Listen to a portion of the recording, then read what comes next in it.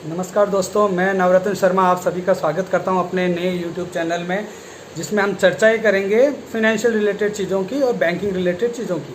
तो सबसे पहले आज का जो टॉपिक है वो है पॉजिटिव पे सिस्टम।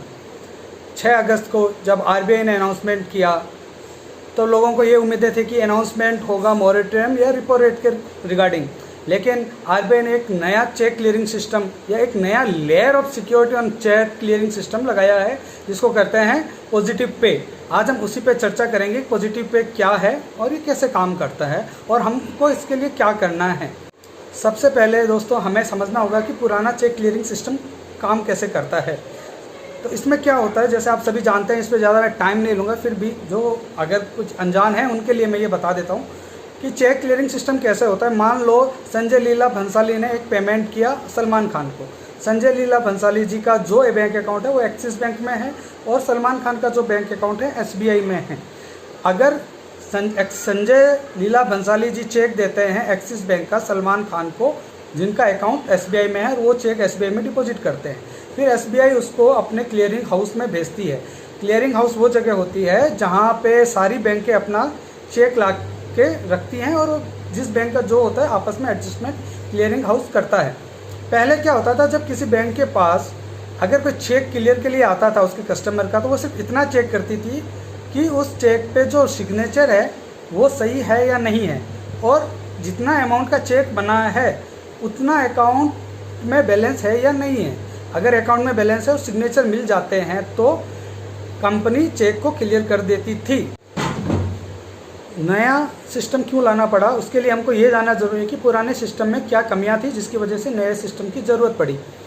पहली कमी, मान लो अगर आपने अपने घर में एक चेक पे साइन करके रखे हैं जिस पे कुछ नहीं लिखा हुआ, सिर्फ साइन किए हुए हैं, तो किसी भी व्यक्ति के हाथ में अगर वो चेक लग जाए तो वो उसको अपने मनचाही रकम भर के बैंक में लगा देगा, और क्योंकि आपका साइन वहाँ पे किया हुआ है बैंक में साइन मिल जाएगा।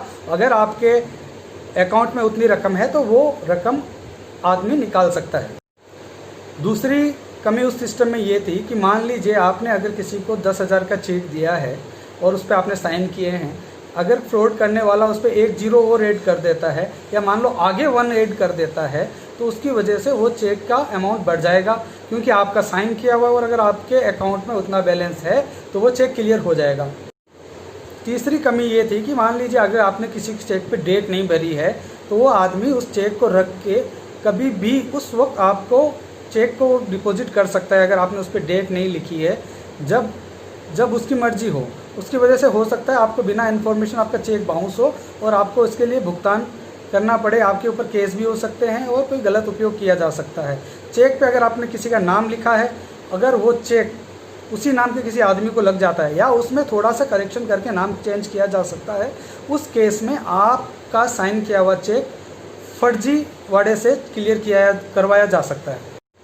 इन सभी दिक्कतों को दूर करने के लिए आरबीआई ने जो नया सिस्टम लाया है उसको कहते हैं पॉजिटिव पे। इस पॉजिटिव पे ने आरबीआई ने ये अभी तक घोषणाएं की है, कोई लागू नहीं किया है। आरबीआई ये चाह रही है कि 50,000 से ज़्यादा के जितने भी चेक हैं उसमें पॉजिटिव पे का इस्तेमाल किया जाए। पॉजिटिव पे में इस्तेमाल कैसे होगा, इसके लिए क्या करना होगा, आपकी नेट बैंकिंग में आपको ये सुविधाएं दी जाएगी बैंक के थ्रू, जिसमें आप जो चेक आप इशू कर रहे हो उस चेक की डिटेल आपको अपलोड करनी पड़ेगी अपनी नेट बैंकिंग के थ्रू। जैसे उस चेक का अमाउंट क्या है, उस चेक की डेट क्या है, वो चेक आपको किस आदमी को दिया है या किस अकाउंट में दिया है। ये चेक जब आप इशू करोगे तो हाथों चेक किसी को हैंडओवर करने से पहले ये डिटेल आपको बैंक को देनी होगी।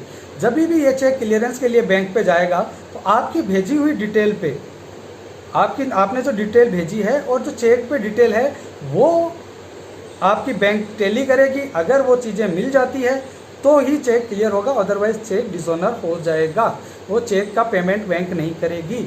इसके लिए ये भी मैंडेट किया गया है कि आप चेक की दोनों तरफ की कॉपी, तो दोनों साइड की जीरोक्स या फोटो आप उस बैंक में अपडेट करोगे अपने नेट बैंकिंग सिस्टम पे, जिसको वो बैंक देख पाएगी।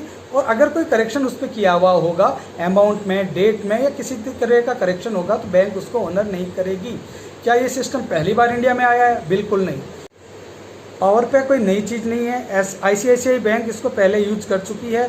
2016 में आईसीआईसीआई ने ये सिस्टम इम्प्लीमेंट किया था, लेकिन ज़्यादातर कस्टमर इसका यूज़ नहीं करते थे क्योंकि उनको ये ज़रूरी नहीं लगता था। क्यों ICICI के आई मोबाइल एप्लीकेशन में जाके आप पावर पे को यूज़ कर सकते हैं। वहाँ आपको डेट, पे का नेम और अमाउंट वगैरह की डिटेल देनी पड़ती है। जब आप वो चेक ICICI बैंक के पास क्लियरेंस के लिए आता है तो ICICI बैंक इससे चेक करती है और उसके बाद ही ओनर या डिसओनर का डिसीजन होता है। क्योंकि ICICI बैंक इसको पहले से यूज़ कर रहा था, ये सिस्टम नया नहीं है, लेकिन RBI इसको मैंडेट करेगी बड़े अमाउंट के लिए, 50,000 से ज़्यादा के चेक के लिए। इस पावर पे के बारे में हम डिटेल में एक वीडियो बनाएंगे प्रोसेस, जिसमें हम ये भी बताएंगे कि ये कैसे काम करता है और क्लियरिंग सिस्टम पहले कैसे काम करता था, उसमें क्या चेंजेस हुए और अब क्या चेंजेस होंगे और कैसे करेंगे। क्योंकि RBI ने भी इसको अभी तक उसकी नोटिफिकेशन नहीं दी है, लेकिन इसके अलावा इसमें जो डिस्प्यूट्स होंगे उनके लिए भी RBI अलग प्लेटफॉर्म बनाएगी जिसमें ऑनलाइन रिजोल्यूशन और हम ग्रीवेंस रिजोल्यूशन होगा। दोस्तों ये आज के लिए इतना ही था। ये वीडियो उन लोगों को ध्यान में रख के बनाया गया है जिनको क्लियरेंस सिस्टम क्या होता है, बैंक कैसे काम करता है और चेक कैसे क्लियर होते हैं। अगर जिनको ये चीज़ों के बारे में पता नहीं है उनके लिए हम अलग वीडियो बनाएंगे और अगले वीडियो में इसके अलावा हम चर्चा करेंगे सिविल पे।